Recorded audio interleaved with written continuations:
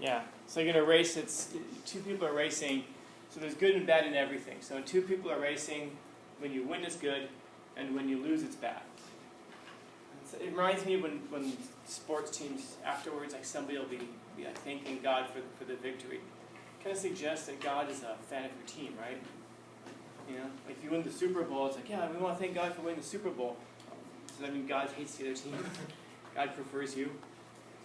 Yeah, so there's good and bad in a lot of things. Of course, a lot of it's going to be perspective.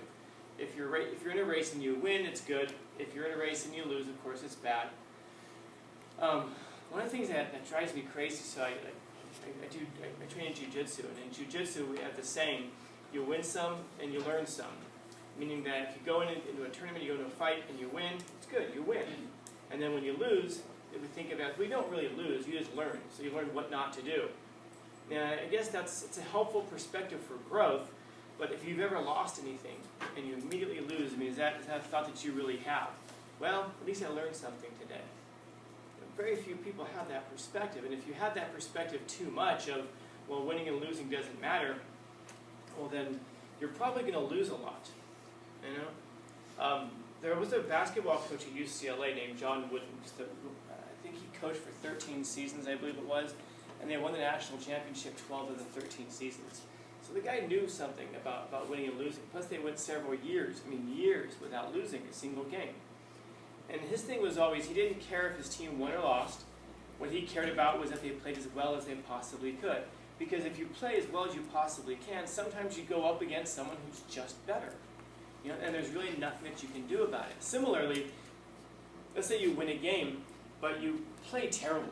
You know, but the other team was just worse than you. He didn't count that as a win either. But there's a certain benefit. There's this, when you're always winning, it's easy to have an attitude like that. You know, it's kind of like it's easy to be gracious if you're always winning, but as soon as you start losing, that's a real test of what you really believe. You know, if you're always winning, it's easy to say, it doesn't matter if you win or lose. It's how do you play the game. If you're always losing, maybe not so much. So yeah, Taoism is this idea that there's this kind of good and bad in a lot of things. But mostly this idea that there's a natural order for how things flow around us. And that the proper way to live is to live in harmony with the way in which things flow around us. In other words, there's a natural flow of the world, and if you try to go against it, that's where most of your suffering comes from. Whereas if you just kind of go with the flow, then you'll get along just fine with the world. And again, that's an easy perspective to have if things are going your way. But when things are not going your way, it's a difficult perspective to have. And that's kind of the challenge within Taoism. And so when you're saying you're content to simply be yourself and don't compare or compete, everyone will respect you. That last part here is a really tough thing to get our heads around. And some people have suggested that this is a translational problem. I looked at several translations of this, and there's only a few that kind of echo this idea. This idea that everyone will respect you. It's probably that connection to the everyone thing. You know, nothing is everything. No matter how popular somebody is, there's always going to be some people who are just not going to like that person. And similarly, no matter how unpopular a person is, there's always going to be some people who are going to like that person. Kind of flow of the world. So nothing is everything. But there's a lot going on here. First off, to be content, to be okay, to be satisfied with. Again, when is it good to want more? Is it good to want a new car? Well, if you think about the kinds of things that you will have to be and to do to get a new car, it's probably a positive thing. So maybe you see your neighbor, and your neighbor's doing exceptionally well. That might be a reminder to us that we're not doing exceptionally well. It's just like that student in class who answers all of the teacher's questions, and it ticks us off that student answers all the teacher's questions and we make fun of them and everything. Why is it that bothers us so much? It's that other person's got nothing to do with us, but the thing is it does have something to do with us, because it reminds us that we don't have the answers. And so what ends up happening a lot of times with people is they'll fail, and then they'll see somebody who's successful, and they'll get mad at that person, and because they're failing, then we turn that switch where we say, well, I don't care anymore. Well, I don't care. I'm not even trying anyway. So it doesn't matter if I fail. I'm not even trying. No, it's very bad, because you're not going to be able to become what you could have been. In that case there, when somebody else's success can intimidate us and stop us from becoming what we otherwise could have been, that's a bad thing for us. It isn't so much a bad thing for society. It's like when somebody starts to, is ditching class and is not coming to school and doesn't care. I mean, it's bad, man. It's not bad for society. People will always need people who behave that way, because we'll need people to take on the kinds of tasks in life that nobody else wants to do. And they'll be the only thing for which a quitter's ever qualified. It's not, but it's a really, really bad thing for you, because there's so much wasted potential of what you could have been. And then as you get older, it's a hard thing to see, especially when you're younger, but as you get older, then you have to look back on a life and think about the things that you could have been. And then what's the result of that? When people end up angry and bitter and resentful and full of contempt. And I'm sure you know people like this. If you just talk to some of the older people who you know, you're going to find that there are people like this in your life that you know. Their lives are dominated by this tragedy of what they could have been, And so maybe if we see a neighbor who has something that we don't have, or we see another student who is answering the questions that we can't answer, maybe, hopefully, that would motivate us in the positive sense to be able to answer those questions, or to be able to get that car. Not because the answer to the question is the important thing, not because the car is the important thing, but the skill set that you develop on the way to that thing. Because that's what maximizes you. And then it's going to be like, well, yeah, you got a new car, but who cares? What you learn how to, obviously you'll care about the new car, but what is really important is that you developed a skill set that got you to the point where you can do that, which you can then apply that skill set into lots of areas of your life, allowing you to eventually become what you could be, to maximize what you could have become. It's a tragedy of life that I look at, so many people not becoming what they could have been. One of my really good friends, he and I, we have the exact same IQ, down to the number.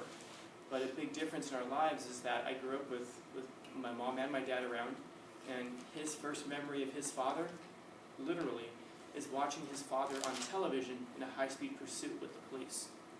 He's a little kid who remembers his, watching it on television, his mom and him watching it, with the helicopter going overhead and everything. And so his dad spent most of his life in and out of prison, wasn't really in his life, and when he was in his life, it was a very negative influence. And so that friend of mine, who's again, a smart guy, the longest job he's ever held was as an ice cream scooper at Baskin-Robbins. And I think he held it for like 9 months, if I'm not mistaken. Other than that, he's worked a whole bunch of jobs. Probably the scariest job. He worked as an EMT for about 6 months. He's a high school dropout, by the way. But he was able to forge enough paperwork that he was able to get a job as an EMT. He would go to school and become an EMT. And then they finally found out that, after showing up to work drunk as an EMT, that he shouldn't be there, so they fired him. But this is a guy I can look at and just think, my God, because of the circumstances that he grew up with, it stopped him from becoming what he could have become. And that's a lot of us, whether self-imposed or whether it's something that happens to us. But like I said earlier, in that case of that envy, you can be envious of what other people have, and it can cause you to stop maximizing yourself, or you can be jealous of what other people have, envious of what they are or what they have, and then that can motivate you to become better. It's that personal choice there, that's the problem. But the idea is that you're not comparing or competing. You're not comparing yourself to others necessarily in terms of value. You can see what somebody else is and think, I want that thing, or I want to be that thing. And you're not going to compete with anybody but yourself. And that means maximizing yourself. Now, when you compete with yourself, you'll make yourself better, then you'll end up out-competing others. That's just a natural thing. But this idea that everyone will respect you, it's a hard thing, because nothing is everything. And some people just simply, they don't have the capacity to respect. And you'll come across a lot of those people in life. You'll come across people in life who, they won't respect you unless you speak their language. And what I mean by that is not their actual language, but the language of how you behave towards them. Some people are just absolute jerks. And unless you're an absolute jerk back to them, they won't respect you. Some people are very shy and meek, and unless you're that way, then they won't respect you either. They'll think that you're loud and obnoxious. In other words, you have to be able to communicate with them in their way. Some people are just like that. You're not going to be able to get everybody. I read a statistic one time, I don't know if this is legitimate, but at one point, I think it was like 20 years ago, about 6% of the American population believed that Elvis was still alive. And I think 4% of them believed that if you wrote him a letter, he would receive it. I wish I could keep that number in my mind when I think about how people are going to respond to things. 6% of people think Elvis is still alive, which means that some people are just never going to be reasonable. Some people are never going to be rational. So you can't compare yourself to them. You can't compete with them. You can't put yourself on that same plane. You've got to do your own thing. And that doesn't mean accept necessarily who you are in the sense of where you are, but accept your personality and then maximize it. And so, here you are. Questions? Comments, concerns, complaints, criticisms, critiques? Yeah? Well, what do you mean by nothing is everything?